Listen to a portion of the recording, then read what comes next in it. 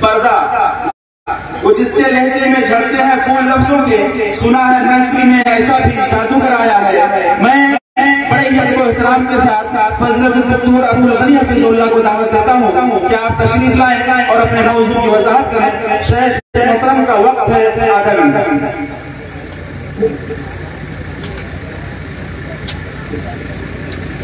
السلام علیکم ورحمۃ اللہ تعالی وبرکاتہ۔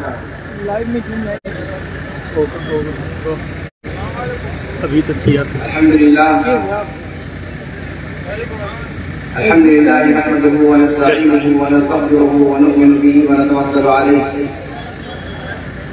ونعوذ بالله من شرور أنفسنا وسيئات أعمالنا من يهده الله فلا مضل له ومن يضلل فلا هادي له وأشهد أن لا إله إلا الله وحده لا شريك له وأشهد أن محمدا عبده ورسوله أرسله بالحق بشيرا ونذيرا بين يدي الساعة. أما بعد فأعوذ بالله السميع العليم من الشيطان الرجيم من همزه ونفخه ونفثه. بسم الله الرحمن الرحيم. يا أيها الذين آمنوا اتقوا الله حق تقاته ولا تموتن إلا وأنتم مسلمون. يا أيها الناس اتقوا ربكم الذي خلقكم من نفس واحدة وخلق منها زوجها وبث منهما رجالا كثيرا ونساء واتقوا الله الذي تساءلون به والأرحام إن الله كان عليكم رقيبا. يا أيها الذين آمنوا اتقوا الله وقولوا قولا سديدا يصلح لكم أعمالكم ويغفر لكم ذنوبكم ومن يطع الله ورسوله فقد فاز فوزا عظيما. أما بعد فأعوذ بالله السميع العليم من الشيطان الرجيم. بسم الله الرحمن الرحيم. ولا تبرجنا تبرج الجاهلية الأولى. جناب صادق اسٹیج پر تشریف فرما معزز علماء کرام، اس مجلس کو منعقد کرنے والے منتظمین، یہاں موجود ہمارے کرم فرما حضرات اور سامنے تشریف فرما سامعین اور پردہ نشین ماں اور بہنوں، سب سے پہلے اللہ رب العالمین کا شکر و احسان کہ اس نے آپ کے درمیان اس گاؤں میں اس عظیم الشان اجلاس میں شرکت کا موقع فراہم کیا۔ اللہ رب العالمین اس اجلاس کے منعقد کرنے والوں کو، اس میں حصہ لینے والوں کو، اس کی ترتیب میں اپنا کردار ادا کرنے والوں کو جزائے خیر عطا فرمائے، اور اس اجلاس کو جس مقصد کے لیے متعین کیا گیا ہے، مقرر کیا گیا ہے، اس مقصد میں اللہ رب العالمین کامیابی عطا فرمائے۔ میں مختصر سے وقت میں بہت ہی ایجاز کے ساتھ اپنی بات رکھنے کی کوشش کروں گا۔ مجھے پردے پر گفتگو کرنے کا حق دیا گیا ہے۔ آج کے اجلاس میں یہ بہت اچھی چیز نظر آئی کہ اہم سماجی موضوعات کا انتخاب کیا گیا ہے، ایسے موضوعات جس کی عوام کو ضرورت ہے اور عوام الناس تک جن موضوعات کے تعلق سے بیداری پہنچانے کی ذمہ داری علماء کرام کی ہے، ان میں سے ایک اہم پہلو عورتوں سے متعلق پردے کا ہے۔ اللہ رب العالمین نے اس کائنات میں انسان کو جب پیدا کیا تو پھر اسی انسان سے آدم علیہ السلام سے اللہ رب العالمین نے حوا کو پیدا کیا کہ اذا لم تستحی فاصنع ما شئت، کہ اگر تم میں شرم و حیا نہیں تو پھر جو چاہے کرو۔ تو حیا اور شرم یہ ایک یہ حیا ہی ہے جو انسان کو ظلم و ستم سے روکتی ہے، یہ حیا کی صفت ہی ہے جو انسان کو ہر طرح کی اللہ رب العالمین نے عورتوں کے تعلق سے حکم دیا پردے کا، جو عورتوں کے تعلق سے اللہ رب العالمین نے دیا، یہ عام عورتوں کو حکم تو دیا ہی، لیکن امہات المومنین کو اللہ رب العالمین نے بطور خاص مخاطب کرتے ہوئے یہ حکم دیا کہ وہ پردے کا اہتمام کریں۔ اور سورہ احزاب کے اندر جہاں اللہ رب العالمین نے امہات المومنین کے تعلق سے بہت ساری باتیں کہی ہیں، بہت سارے آداب ذکر کیے ہیں، ان کو اس بات کی تلقین کی ہے کہ وہ اپنی آواز میں لچک نہ پیدا کریں، وہ گھروں سے باہر نہ نکلیں۔ وہیں پر اللہ رب العالمین نے کہا کہ وَلَا تَبَرَّجْنَ تَبَرُّجَ الْجَاهِلِيَّةِ الْأُولَىٰ، کہ وہ بے پردہ نہ ہو جس طریقے سے پرانی جاہلیت میں عورتیں بے پردہ ہوا کرتی تھیں۔ عورتیں پرانی جاہلیت میں یعنی اسلام کے آنے سے پہلے جس طریقے سے بے پردگی عورتوں کے اندر پائی جاتی تھی، وہ بے پردگی اسلام کے آنے کے بعد عورتوں میں نہ پائی جائے، اس کا حکم قرآن کریم نے دیا ہے۔ اگر اس بات کی تفصیل میں آپ جائیں کہ جاہلی دور میں آخر وہ کون سی بے پردگی تھی جس کی طرف قرآن کریم نے اشارہ کیا ہے، اور امت مسلمہ کی ماؤں اور بہنوں کو اس بے پردگی سے روکنے کا حکم دیا ہے، اس بے پردگی سے روکنے کا حکم دیا ہے، اور اس کے قریب نہ جانے کی تلقین کی ہے۔ ابن عباس رضی اللہ عنہما جو صحابہ کرام میں حبر الامہ کے لقب سے ملقب ہے، تفسیر میں جن کا اعلیٰ مقام ہے، ان سے اس آیت کی تفسیر میں مجاہد نے اور قتادہ نے اور دیگر تابعین نے کئی تفسیروں کو نقل کیا ہے۔ اس میں سے ایک چیز یہ نقل کی ہے کہ جاہلیت الاولیٰ یہ ہے کہ جاہلی دور میں اسلام سے قبل کے زمانے میں عورتیں باریک اور شفاف پردگی نہ کرو، جس کا مطلب کہ جسم کی ساخت کو بیان کرتے ہیں، ان کو ڈھانپنے کا حکم دیا گیا ہے، اس پر پردہ ڈالنے کا حکم دیا گیا ہے۔ حجاب کے تعلق سے، پردے کے تعلق سے تین طرح کی چیزوں کا ذکر ملتا ہے۔ اگر آپ شریعت مطہرہ کے نصوص کو دیکھیں تو اس میں ایک لفظ حجاب کا ملتا ہے، ایک لفظ سفور کا آتا ہے، اور ایک لفظ نقاب آتا ہے۔ یہ سارے کے سارے الفاظ ایک ہی قبیلے کے ہیں، اور یہ ساری کی ساری باتیں اگر تفصیل میں جائیں تو حجاب کا ایک عام سا تعلق ہے، جس کا تعلق جسم کے سارے حصوں سے ہے۔ جب حجاب کی بات کہی جائے تو یعنی عورت اس طریقے سے پردہ کرے کہ اس کے جسم کا کوئی حصہ جو کسی اجنبی کی نگاہ میں نہیں آنا چاہیے، وہ کوئی حصہ کسی کو نظر نہ آئے، اس طریقے سے اس کو ڈھانپ دیا جائے۔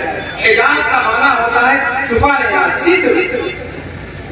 طالبان کے اندر بریلوی نے اس بات کو ذکر کیا ہے کہ ستر کے معنی میں ہے، تو حجاب یعنی محجوب کے معنی میں، محجب کے معنی میں، تاکہ عورت مکمل کا مکمل پردہ ہے، تو عورت اپنے تمام اعضاء کو، جن اعضاء کا کسی غیر مرد کے سامنے کھولنا درست نہیں ہے، ان تمام کو ڈھانپ لے، یہ حجاب کا معنی ہے۔ سفور کا تعلق چہرے کے ساتھ ہے، چہرے کے ساتھ خاص ہے اس کا معاملہ، یعنی اگر چہرے کی بے پردگی ہے تو اس کو سفور کہا جاتا ہے۔ عورت کے اوپر حجاب عام پردے کا بھی حکم آیا، اور سفور سے بھی بچنے کی تلقین کی گئی، یعنی چہرے کو بھی ڈھکا جائے۔ اسی طریقے سے نقاب کے استعمال کا بھی صحابہ کرام کے زمانے ہی سے ثبوت ملتا ہے۔ نقاب اس طریقے کا برقع کہ جس میں صرف آنکھ کی جگہ خالی ہو اور ناک تک کا حصہ دکھائی دے، اور اس سے اوپر اور نیچے کی سارے حصے بند ہو۔ تو حجاب کی یہ ساری شکلیں صحابہ کرام رضوان اللہ علیہم اجمعین کے زمانے ہی سے پائی جاتی رہی ہیں، اور یہ روایات میں ملتا ہے کہ صحابہ کرام یہ عورتیں کالے رنگ کا حجاب استعمال کیا کرتی تھی. ایسا لگتا تھا کہ وہ جب استعمال کرتی تھی ایسا لگتا تھا کہ کوے بیٹھا رکھے ہیں انہوں نے اپنے سروں پر. اس قسم کی تعبیریں صحابہ کرام کی عورتوں کے تعلق سے لکھتے ہیں. تو یہ صحابہ کرام رضوان اللہ علیہم اجمعین کی عورتوں کا معاملہ تھا، یہ امہات المومنین کا معاملہ تھا، جو اس امت کی سب سے مقدس ترین ہستیاں تھیں، امت کی مائیں تھیں، امت کے لیے جن کو اللہ رب العالمین نے آئیڈیل بنایا تھا، جن کو اللہ رب العالمین نے کہا تھا کہ اللہ رب العالمین چاہتا ہے انما یرید اللہ لیذھب عنکم الرجس اہل البیت ویطہرکم تطہیرا. یہ احکام جب امہات المومنین کے لیے اللہ رب العالمین نے دیے اور جاہلیت اولیٰ سے ان کو منع کیا، اور اس جاہلیت اولیٰ کی ایک تفسیر یہ ذکر کی جو میں نے آپ کے سامنے کہ شفاف کپڑے، باریک کپڑے نہ استعمال کیے جائیں، یا ایسے تنگ کپڑے نہ استعمال کیے جائیں کہ جن تنگ کپڑوں کو پہننے سے عورت کے جسم کا آکار نظر آنے لگے، عورت کے جسم کا پورا جو اس کا حدود اربع ہے وہ اوپر سے نظر آنے لگے. یہ جاہلیت اولیٰ کی تفسیر ہے جو مجاہد نے کی ہے ابن عباس رضی اللہ عنہ سے نقل کرتے ہوئے. اسی طریقے سے اس کی ایک تفسیر یہ بھی بیان کی گئی ہے کہ جاہلیت اولیٰ جس سے روکا گیا ہے وہ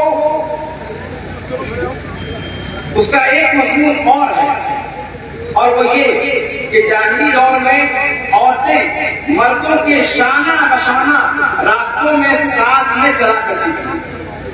جاہلیت اولیٰ جس سے روکا گیا ہے اس کی ایک شکل اسلام کے ظہور سے پہلے کے زمانے میں کیا تھی کہ وہ عورتیں مردوں کے شانہ بشانہ برابر میں سڑکوں پر ساتھ میں چلا کرتی تھیں. اور یہ جاہلیت اولیٰ کی ایک تفسیر ہے، اور اس تفسیر کی بنیاد پر اگر دیکھیں تو امہات المومنین کو اس بات کی گویا تلقین کی گئی ہے کہ عورتیں راستوں پر مردوں کے شانہ بشانہ، مردوں کے درمیان جس طریقے سے مرد سڑک کے بیچوں بیچ چلتے ہیں یا راستوں پر چلتے ہیں اس طریقے سے عورتیں اگر چلتی ہیں تو کہیں نہ کہیں وہ پردے کی مخالفت کر رہی ہیں اور جاہلیت اولیٰ کے دائرے میں آ رہی ہیں. ان کا یہ عمل جاہلیت اولیٰ کے دائرے میں آتا ہے. آپ جانتے ہیں کہ صحابہ کرام رضوان اللہ علیہم اجمعین کی عورتیں اور اللہ کے رسول صلی اللہ علیہ وسلم کی بیویاں ان کے بارے میں آتا ہے، اللہ کے رسول صلی اللہ علیہ وسلم کی تعلیم ہے کہ عورتیں راستوں میں کنارے چلیں، کنارے چلیں. اتنا کنارے چلتی تھی کہ کنارے میں پڑی ہوئی گندگیاں بسا اوقات ان کے کپڑوں میں لگ جایا کرتی تھی، اور اس کے بارے میں اللہ کے رسول صلی اللہ علیہ وسلم سے انہیں فتویٰ پوچھنے کی ضرورت پیش آ جایا کرتی تھی. یہ صحابہ کرام کی عورتوں کا حال تھا. تو جاہلیت اولیٰ اسے کہا گیا. اور جاہلیت اولیٰ کا زمانہ ہے کب تک، کون سا زمانہ ہے یہ؟ اس کے بارے میں مفسرین کہتے ہیں کہ جاہلیت اولیٰ جو پرانی جاہلیت کہی گئی ہے قرآن کے اندر، جس سے امہات المومنین کو روکا گیا ہے کہ اس جاہلیت اولیٰ کے طریقے پر نہ چلیں، یہ زمانہ ابراہیم علیہ السلام کا زمانہ ہے. ابراہیم علیہ السلام کے زمانے میں عورتوں کے یہاں جو رسم و رواج اور جو بے شرمی کی چیزیں پائی جاتی تھی اس سے محمد صلی اللہ علیہ وسلم کو روکا گیا، محمد صلی اللہ علیہ وسلم کی ماننے والیوں کو روکا گیا کہ اس طریقے کو اختیار نہ کریں. زمانے کے اعتبار سے پرانی جاہلیت یا اگلی جاہلیت کی ایک تفسیر یہ کی گئی ہے کہ عیسیٰ علیہ السلام کے نزول سے لے کر عیسیٰ علیہ السلام کی نبوت جب سے شروع ہوئی اس زمانے سے لے کر محمد صلی اللہ علیہ وسلم زمانہ ہے اس کو جاہلیت اولیٰ کہا. اللہ علیہ وسلم نے ایسی عورتوں کو جہنمی عورتیں کہا ہے.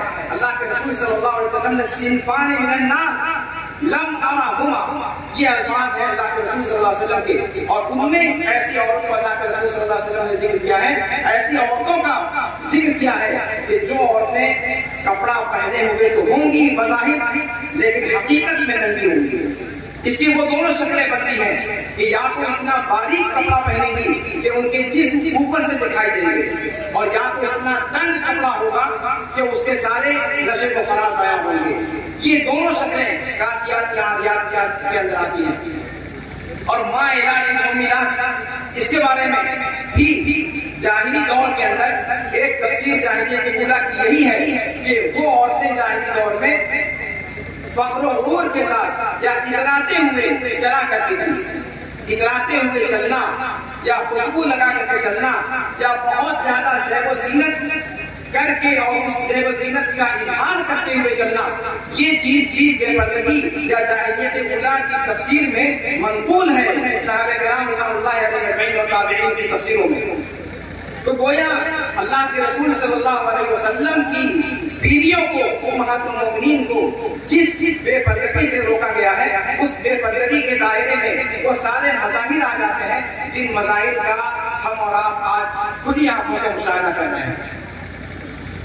قرآن کریم کے اندر عورتوں کو حجاب اور پردے کے تعلق سے ایک آیت میں اصلاً پردے کا حکم راجح قول کے مطابق 4 ہجری میں ذی القعدہ کے مہینے میں زینب بنت جحش رضی اللہ تعالی عنہا وارضاہا کے نکاح کی مناسبت سے یہ حکم نازل ہوا۔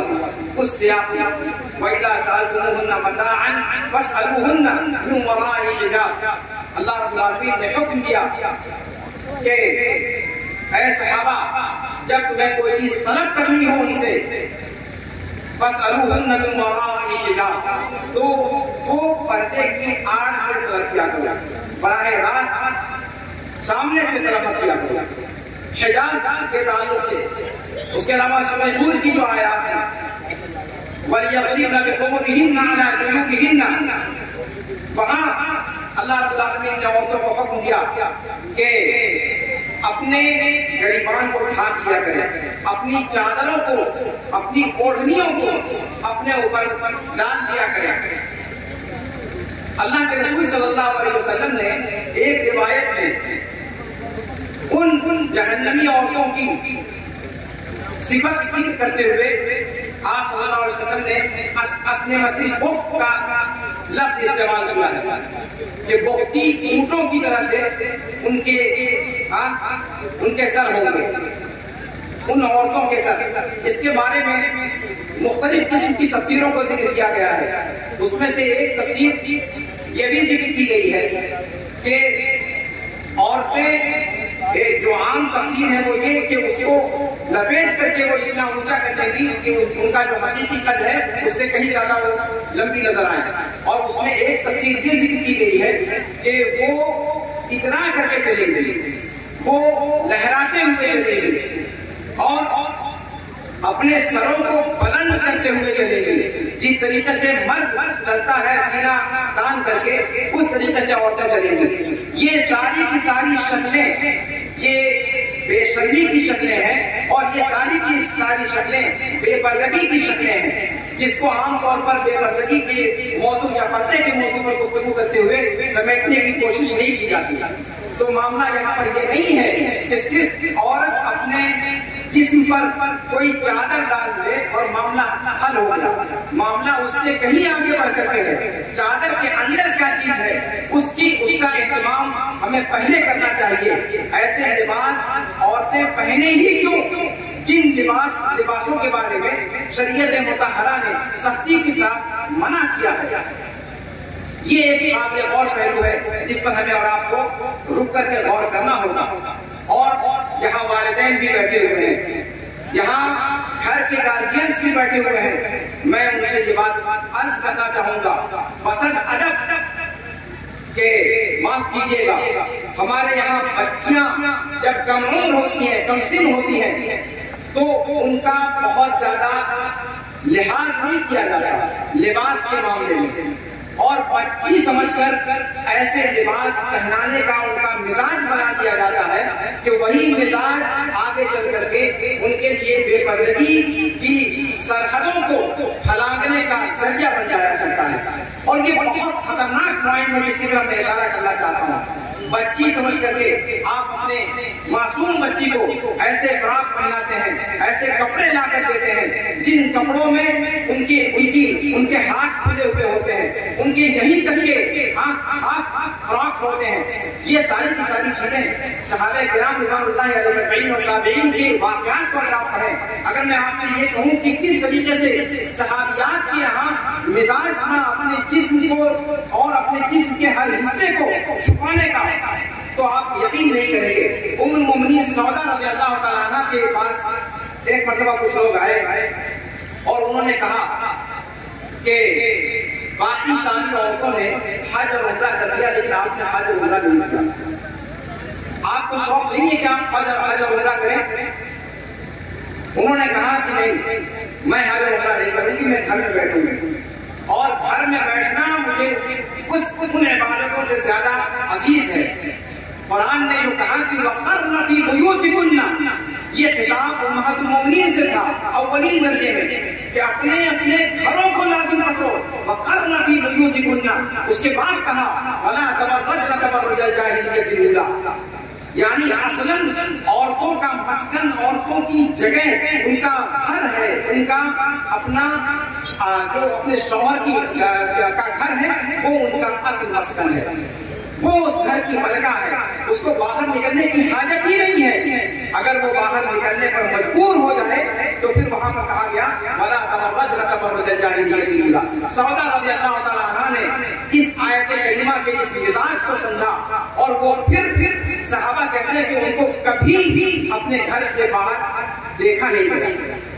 حضرت فاطمہ رضی اللہ تعالیٰ عنہ اللہ کے رسول صلی اللہ علیہ وسلم کی پیاری صاحبزادی، شرم اور حیا کا ایسا پیکر تھی، کہتی ہے کہ اگر میرا انتقال ہو جائے تو مجھے رات کی تاریکی میں دفن کریو تاکہ میرے جنازے پر بھی کسی کی نگاہ نہ پڑے.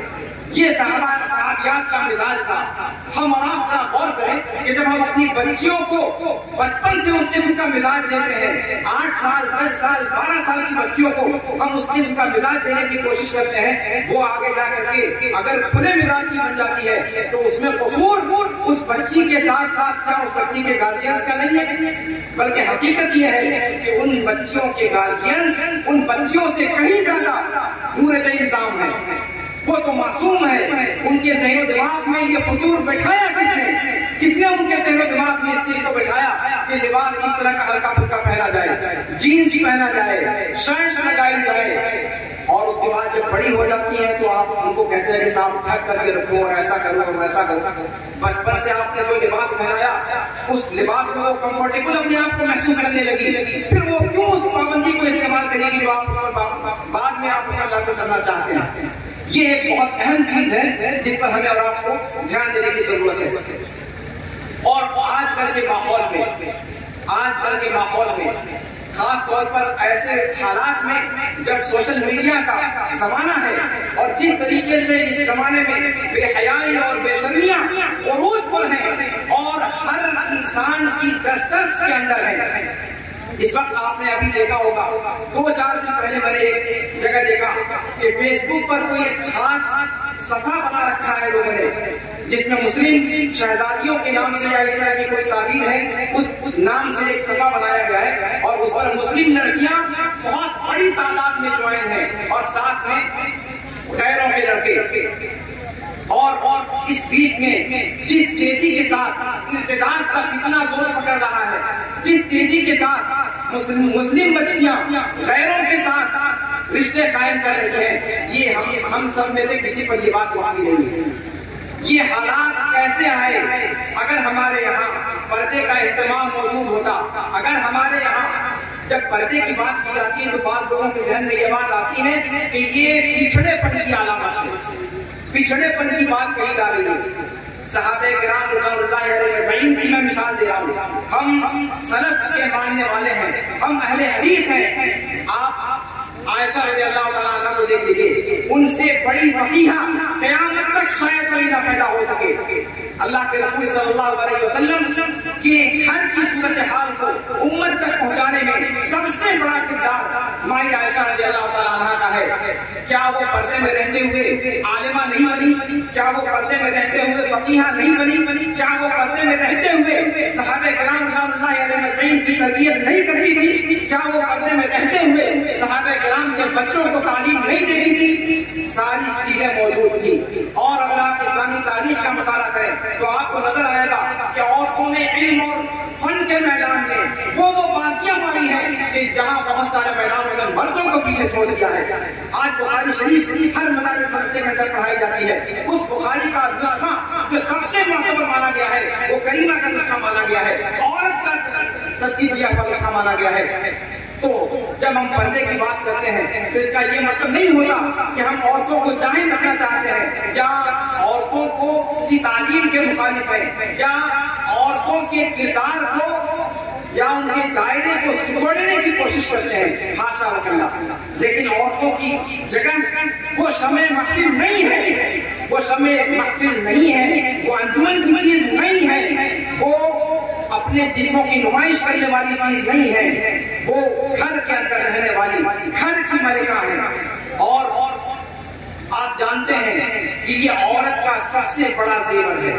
جہاں بے پردگی سے کوئی اندیشہ نہیں ہے، جہاں بے پردگی کی وجہ سے کسی قسم کی بگاڑ کا کوئی تصور نہیں ہے، وہاں اللہ رب العالمین نے عورتوں کی تعریف کی ہے کہ وہ اپنے مکان کو لازم نہ کرنے والی ہیں. حور مقصورات فی الخیام. جنت کے اندر کس کی عورتوں کا ڈر ہو سکتا ہے؟ وہاں کس کی نگاہوں کا اندیشہ ہو سکتا ہے؟ وہاں کون سی زناکاری وغیرہ کا احتمال ہو سکتا ہے؟ اس لیے کہ وہاں تو انسان جو چاہے گا وہ ملے گی، وہ چیزیں ملے گی. وَفِيهَا مَا تَشْتَهِيهِ الْأَنفُسُ وَتَلَذُّ الْأَعْيُنُ. جنت تو وہ جگہ ہے کہ جہاں انسان جس چیز کی تمنا کرے گا وہ اس کے سامنے حاضر ہوگی، پھر اس کو جرم کرنے کی ضرورت ہی کیا رہے گی. اس کے باوجود حوروں کی صفات بیان کرتے ہوئے قرآن نے کیا کہا؟ حور مقصورات فی الخیام. یہ وہ حوریں وہ ہوں گی جو اپنے خیموں کے اندر محدود ہو کر رہنے والی ہوں گی، اپنے خیموں سے متجاوز ہونے والی نہیں ہوں گی. یہ مرد کی غیرت کا معاملہ ہے کہ مرد کی غیرت کبھی گوارا نہیں کر سکتی. اگر واقعی مرد ہے کہ اس کے گھر کی عورتوں پر، اس کے حرم پر کوئی اجنبی نگاہ پڑے، چاہے پھر وہ اجنبی نگاہ کسی بہت ہی فرشتہ صفت انسان کی کیوں نہ ہو. لیکن افسوس یہ ہے کہ ہم جس معاشرے کے اندر رہتے ہیں، ہم جس ماحول کے اندر رہتے ہیں، اس ماحول کے اندر رہتے رہتے غیروں کے ساتھ میل جولنے، غیروں کی رسم و رواج کو اختیار کر لینے کی ہوڑ نے ہمیں اپنی تہذیب سے غافل کر دیا، ہمیں اپنے ثقافت کو بھلا دیا. ہم نے اپنا جو ہمارا زیور تھا، جو ہمارا کمال تھا، جو ہمارا اصل جوہر تھا، اس جوہر کو ہم نے فراموش کر دیا، اس جوہر کو ہم نے کھو دیا. کیا آپ اندازہ لگا سکتے ہیں ابھی 10 سال پہلے تک کیا اس قسم کے واقعات سماج کے اندر سنائی دیتے تھے کہ کسی جگہ پر کوئی مسلم مرتد ہو گیا، کوئی مسلم عورت مرتد ہو گئی. لیکن اس وقت آپ وہ آئے دن یہ خبریں آپ کو نظر سنائی دیتی ہے کہ فلاں جگہ فلاں عورت نے فلاں سے شادی کر لی اور مرتد ہو گئی. ابھی کچھ دنوں پہلے ایک جوکر جو بھی اس وقت سوشل میڈیا کی زینت بنا ہوا ہے، اس کے ہاتھوں پر کئی عورتوں نے ارتداد کا معاملہ اختیار کیا ہے. یہ ساری ذمہ داریاں کس کی ہیں؟ اپنے گھر کی عورتوں کو کنٹرول کرنے کی ذمہ داریاں کس کی ہیں یہ؟ اور پردوں کے اندر رکھنا اور اللہ کے رسول صلی اللہ علیہ وسلم اور قرآن کریم کے اندر جو بات کا کام ہے عورتوں کے تعلق سے اور ان کو پردے میں رکھنے کے تعلق سے، ان کی نقل و حرکت پر نظر رکھنے کے تعلق سے، ان کو بے حیائی اور فحاشی کے کاموں سے روکنے کے تعلق سے، ان چیزوں پر لگام کسنے کا معاملہ کس کا ہے؟ عورتوں کا بھی ہے اور مردوں کا بھی ہے. یہ مشترکہ ذمہ داری ہے اور ہر گھر کے گارڈین کو اپنے گھر کے اندر اس چیز کو ٹٹولنا چاہیے کہ ہمارے گھر کے اندر بیٹیاں کیا کر رہی ہیں اور کس طریقے سے کر رہی ہیں، اور پردے کا اہتمام کس طریقے سے شریعت نے کرنے کا حکم دیا ہے. کہیں ایسا تو نہیں کہ وہ پردہ تو پورے طور پر کر رہی ہیں لیکن ان کے ہاتھوں کی جنبش میں جو چیز موجود ہے وہاں سے پوری کی پوری بے پردگی ہو رہی ہے. یہ بہت اہم چیز ہے جس کی طرف ہم کو اپنی نگاہ ڈالنی چاہیے، اپنے سماج کا جائزہ لینا چاہیے۔ اس اسٹیج سے جب ابھی ہم سے پہلے ترک صلاۃ کے حوالے سے آپ کے سامنے بات کی گئی، نماز چھوڑنے کا جرم کیا ہے، اس کی سزا کیا ہے، اس طرح کی چیزوں کو جب اٹھایا گیا، حقیقت یہ ہے کہ اگر نماز ہمارے معاشرے کے اندر آ جائے تو فحاشی اور بے حیائی کے کاموں سے نماز روکتی ہے۔ اسی طریقے سے بے پردگی کا معاملہ یہ ایک بہت وسیع باب ہے، بہت کشادہ باب ہے، اور بے پردگی کے راستے سے صرف بے پردگی کا معاملہ نہیں ہوتا بلکہ اس کے ذریعے سے پورے کا پورا سماج برباد ہوتا ہے، پورے کا پورا خاندان برباد ہوتا ہے، پورا کا پورا اسلامی تشخص خطرے میں آ جاتا ہے۔ ایسے ماحول میں ہماری ذمہ داری سوا ہو جاتی ہے۔ ہمیں اس بات کی اللہ رب العالمین سے دعا کرنی چاہیے کہ اللہ رب العالمین ہمیں اس چیز کی اہمیت کو اور اس کی خطورت کو سمجھنے کی توفیق عطا فرمائے۔ امہات المومنین کو یہ چیز اللہ رب العالمین نے قرآن کریم کے اندر حکم دیا ہے۔ سوچئے امہات المومنین جن کے بارے میں کوئی خطرہ نہیں تھا، جن کو کسی سے شادی نہیں کرنی تھی، جن کو کوئی رشتہ یا ازدواج میں منسلک نہیں ہونا تھا، ان کو بھی اللہ رب العالمین نے پردے میں رہنے کا حکم دیا۔ تو پھر اور عورتوں کے تعلق سے کیسے یہ کہا جا سکتا ہے کہ بھئی ہمارے گھر کی عورتیں بہت باحیا ہیں، پردہ کریں نہ کریں کوئی حد کی بات نہیں؟ یہ عجیب غریب بات ہے۔ اور بعض علماء یا بعض معاشرے میں یہ چیز دیکھنے کو ملتی ہے کہ کہتے ہیں کہ صاحب ٹھیک ہے پردہ کر لیں گے لیکن منہ چھپانا کوئی ضروری نہیں ہے، منہ کو ڈھکنا کوئی ضروری نہیں ہے۔ یہ مختلف فی مسئلہ ہے، بعض لوگ کہتے ہیں ڈھکنا چاہیے، بعض لوگ کہتے ہیں نہیں ڈھکنا چاہیے۔ حالانکہ یہ سراسر فراڈ ہے، یہ جھوٹ ہے، اور یہ شریعت کی تعلیمات کا مذاق اڑانے کا ایک انداز ہے۔ حقیقت میں اگر یہ شعوری طور پر ہے تو اس کا انجام بڑا خطرناک ہو سکتا ہے، اور اگر غیر شعوری طور پر ہے تو ہمیں اس سے باز آنا چاہیے۔ جن علماء کرام کا فتویٰ ذکر کیا جاتا ہے کہ منہ کا ڈھکنا ضروری نہیں ہے، وہ یہ کہتے ہیں کہ ضروری نہیں ہے، اس کا یہ مطلب نہیں ہے کہ منہ ڈھکا نہیں جائے گا۔ خود ان کی بیویاں پردہ کرتی تھی۔ تو اس چیز کو جو ہے ہمیں سمجھنے کی ضرورت ہے کہ پردہ یہ اسلام کا ایک شعار ہے۔ اللہ رب العالمین نے آدم علیہ السلام کو اور حوا کو جب پیدا کیا تب حوا علیہ السلام پر بھی اللہ رب العالمین نے پردہ رکھا تھا۔ کہا جاتا ہے، مفسرین نے ذکر کیا ہے کہ وہ نور کا پردہ تھا، اور جب حوا علیہ السلام نے جب ابلیس کے بہکاوے میں آ کر جب انہوں نے نافرمانی کر دی تو پھر وہ نور کا لباس ان سے الگ ہو گیا، اور پھر اس کے بعد وہ بے پردہ ہو گئی۔ آدم علیہ السلام بے پردگی ان کی ہو گئی، تو پھر اس کے بعد تو یہ چیز قرآن کریم کے اندر ذکر کی گئی ہے۔ اس کا مطلب یہ ہوا کہ انسان کی تخلیق کا آغاز کہاں سے ہے، وہیں سے عورت کے ساتھ پردے کا مضمون جڑا ہوا ہے، وہیں سے عورت کو پردے کے اندر رکھنے کا مزاج ہمیں دیکھنے میں نظر آ رہا ہے۔ تو عورتوں کے پردے کے تعلق سے ہمیں اس چیز کی جانب توجہ کرنی چاہیے، اور ہر ایسی چیز کو جو عورتوں کو بے پردگی تک پہنچائے اس چیز کو ہمیں کنٹرول کرنے کی کوشش کرنی چاہیے۔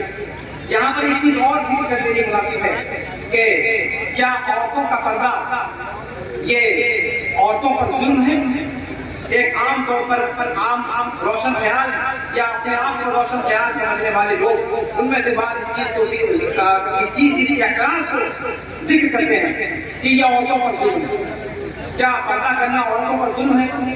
اگر آپ پوری اسلامی تاریخ کو دیکھیں تو پردہ یہ وہ حکم ہے جس نے عورتوں کی عصمت اور ان کی عزت کی محافظت کی ہے، ان کو پوری آزادی دیتے ہوئے گھر کی چہار دیواری میں وہ مکمل طور پر آزاد ہے۔ لیکن یہ پردہ ان لوگوں سے کرنے کا حکم دیا گیا ہے جو اجنبی ہے، اس لیے کہ عورت ایک خزانہ ہے اور خزانے کو چھپا کر کے رکھا جاتا ہے، خزانے کو برملا دوسروں کے سامنے ظاہر نہیں کیا جاتا۔ عورت ایک پھول ہے، ایک پھول کی مانند جو ہے وہ، اور بہت ہی لطیف چیز ہے، اور یہ اتنی لطیف چیز ہے کہ کسی اجنبی کی نگاہوں سے بھی وہ اس کا تقدس پامال ہو جاتا ہے یقینا طور پر، اور اس کے لطف پر حد پا جاتا ہے۔ یہ ساری کی ساری چیزیں ہیں. عورتوں کی طبیعت اللہ رب العالمین نے ایسی بنائی ہے اور مردوں کی طبیعت اللہ رب العالمین نے ایسی بنائی ہے. یہ فطرت کے تقاضے کے مطابق اللہ رب العالمین کی طرف سے دیا گیا حکم ہے. یہ عورتوں پر کوئی ظلم نہیں ہے. اور پردہ کا حکم یہ عورتوں کی تعلیم کے مخالف نہیں ہے. پردے کا حکم عورتوں کی دعوت و تبلیغ کے قیام کی راہ میں رکاوٹ نہیں ہے. اور پردے کا حکم عورتوں کے تعلق سے جو ان کی اللہ رب العالمین نے عورت ہوتے ہوئے جو اختیارات اللہ رب العالمین نے دیے ہیں ان اختیارات میں سے کسی کے سلب کرنے کا نام نہیں, چھیننے کا نام نہیں ہے. عورتیں اپنے دائرے میں آزاد ہیں. جیسا کہ میں نے آپ کے سامنے ذکر کیا کہ امہات المومنین سے لے کر کے صحابیات سے لے کر کے سلف تابعین اور تبع تابعین کی عورتوں کے اندر بھی آپ دیکھیں تو پڑھنے لکھنے کا مزاج تھا, تعلیم کا مزاج تھا. پردہ کبھی تعلیم سے عورتوں کو نہیں روکتا, تعلیم سے لڑکیوں کو منع نہیں کرتا, لیکن شرط یہ ہے کہ اختلاط نہ ہو. شرط یہ ہے کہ اجنبی مردوں کی نگاہوں سے ان کو تحفظ فراہم کیا جائے. شرط یہ ہے کہ وہ تعلیم ان کے اندر انسانیت پیدا کرے, وہ تعلیم ان کو اسلامی تعلیمات سے آشنا کرے, وہ تعلیم ان کو ایک اسلامی وفا شعار عورت بننے کی طرف لے جائے. اسے شمع انجمن نہ بنائے, اسے مردوں کی ہوس کا نشانہ نہ بنائے, اسے مردوں کا اعلی کار نہ بنائے. یہ ہے پردے کا اصل مقصد. اور اس مقصد کو اگر ہمارا آپ سمجھتے ہیں تو پھر یقین کریں کہ اسلامی تعلیمات کے حوالے سے اس قسم کی جو بےہودیاں پھیلائی جا رہی ہیں اور ان بےہودیوں سے اصل مقصد یہ ہے کہ نسلوں کو تباہ کیا جائے. اب آپ جو جس واقعے کا میں نے اشارہ کیا ارتداد تک کا معاملہ پہنچا ہوا ہے, اللہ نہ کرے کہ ہمارے اور آپ کے گھروں تک یہ آگ پہنچے. اس سے پہلے کہ یہ آگ ہمارے اور آپ کے گھروں کو اپنی لپیٹ میں لینے لگے, ہمارے اور آپ کے گھر اس کے شعلوں کی زد میں آئے, اس سے پہلے ہمیں ہوش کے ناخن لینے چاہیے. حالات بہتر نہیں ہیں, حالات سازگار نہیں ہیں. اگر ہم نے ہوش کے ناخن نہ لیے تو یقین مانیے آئندہ 5 سے 10 سالوں کے اندر صورتحال بہت زیادہ ہاتھ سے نکل جانے والی ہو جائے گی. اس لیے ہمیں اس پہلو پر توجہ دینی چاہیے اور اپنے بچیوں کی حفاظت کرنی چاہیے, انہیں باپردہ رہنے کی ترغیب دینی چاہیے اور انہیں دینی تعلیم سے آراستہ کرنا چاہیے. انہیں توحید اور شرک کے مضمون کو ان کے دماغوں میں بیٹھانا چاہیے. غیروں میں اور ہم میں جو فرق ہے بنیادی طور پر اس چیز کو ان کے ذہنوں میں بیٹھانے اور پیوست کرنے کی ضرورت ہے تاکہ کسی کی یرغمال نہ بن جائیں, تاکہ ان ہوس کے پجاریوں کی وہ شکار نہ ہو جائیں جن کو باقاعدہ ایک سازش کے تحت اس مہم پر لگایا گیا ہے کہ مسلم عورتوں کو شکار کریں, مسلم عورتوں کو اپنا اہلکار بنائیں. مختلف قسم کے حربے, مختلف قسم کی لعنت, مختلف قسم کے حرص و ہوس کا لالچ دے کر مسلم عورتوں کو شکار کرتے ہیں, مسلم بچوں کا شکار کرتے ہیں اور اس کے بعد مندروں میں لے جا کر غیروں کی عبادتوں میں لے جا کر شادی بیاہ کیا جاتا ہے اور اس کے بعد 6 مہینے سال بھر کے اندر ان کو پھینک دیا جاتا ہے سڑکوں پر اٹھا کر کے. اس قسم کی نسل اگر ہمارے یہاں پروان چڑھنے لگی تو پھر آپ سوچیے کہ امت مسلمہ کے تقدس کا کیا ہوگا, امت مسلمہ کی عصمت اور اس کے عزت کی محافظت کا معاملہ کس کے سر اس کی ذمہ داری آئے گی.